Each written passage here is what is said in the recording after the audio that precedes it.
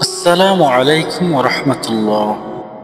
প্রিয় হীরার আলো চ্যানেলের ভাই ও বোনেরা, আজকের এই ভিডিওটি এমন একটি গুরুত্বপূর্ণ বিষয়ে যা আমাদের জীবন বদলে দিতে পারে। আমরা অনেকেই জীবনের কঠিন সময়ে বলি, আল্লাহর সাহায্য কোথায়? কিন্তু আপনি জানেন কি, কোরআন ও হাদিসে কিছু আমল এমনভাবে বলা হয়েছে যা করলে আল্লাহর সাহায্য অবশ্যম্ভাবী হয়ে যায়। সুবহানাল্লাহ। চলুন জেনে নিই সে আমলগুলো কি কি। এক, তাকওয়া, অর্থাৎ আল্লাহ ভীতি।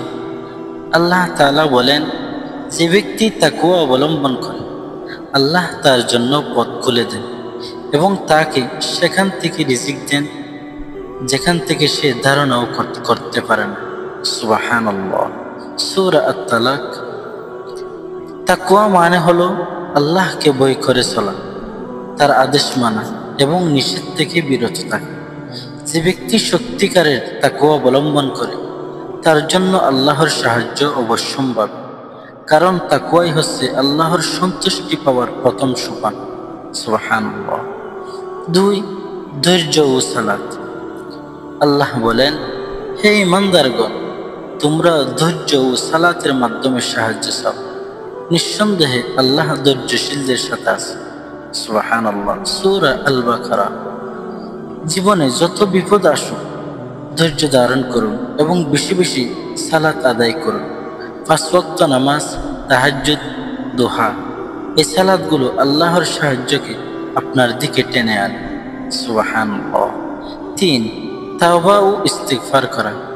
নবী করিম সাল্লাল্লাহু আলাইহি সাল্লাম বলেছেন, যে ব্যক্তি বেশি বেশি ইস্তিগফার করে আল্লাহ তার সব সংকট থেকে রেহাই দেন, তার দুঃখ কেটে যায় এবং অপ্রত্যাশিতভাবে তাকে রিজিক দেন। আবু দাউদ। তাওবা করলে আল্লাহর দয়া আসে। আপনি যতই পাপ করে থাকুন, আজ থেকে শুরু করুন ইস্তিগফার। আস্তাগফিরুল্লাহ বলুন, দিনে অন্তত 100 বার আস্তাগফিরুল্লাহ বলুন। এই আমল আপনার জীবনে চমকপ্রদ পরিবর্তন এনে দিতে পারে ইনশাআল্লাহ। 4, আল্লাহর উপর পূর্ণ ভরসা রাখুন, তাওয়াক্কুল করুন। আল্লাহ বলেন, যে আল্লাহর উপর ভরসা করে আল্লাহ তার জন্য যথেষ্ট। সূরা আত-তালাক। সুবহানাল্লাহ। তাকওয়া, তাওয়াক্কুল মানে হলো আপনার চেষ্টা করার পর আল্লাহর উপর পূর্ণ আস্থা রাখা। আপনি যখন নিজের চেষ্টা ও আল্লাহর উপর নির্ভরশীলতা একত্র করেন তখন আল্লাহর সাহায্য অবশ্যম্ভাবী হয়ে যায়। সুবহানাল্লাহ। 5, সৎ কাজে সহযোগিতা ও দান। নবী করিম সাল্লাল্লাহু আলাইহি সাল্লাম বলেন, আল্লাহ বান্দার সাহায্য করেন যতক্ষণ বান্দা তার ভাইয়ের সাহায্য থাকে। সুবহানাল্লাহ। আপনি যদি মানুষের পাশে থাকেন, দরিদ্রকে সাহায্য করেন, অসহায়কে সহানুভূতি দেখেন, আল্লাহ আপনাকে একা ছেড়ে দিবেন না। সাদকা, যাকাত বা সাধারণ দান সবকিছুই আল্লাহর সাহায্যকে ত্বরান্বিত করে। সুবহানাল্লাহ।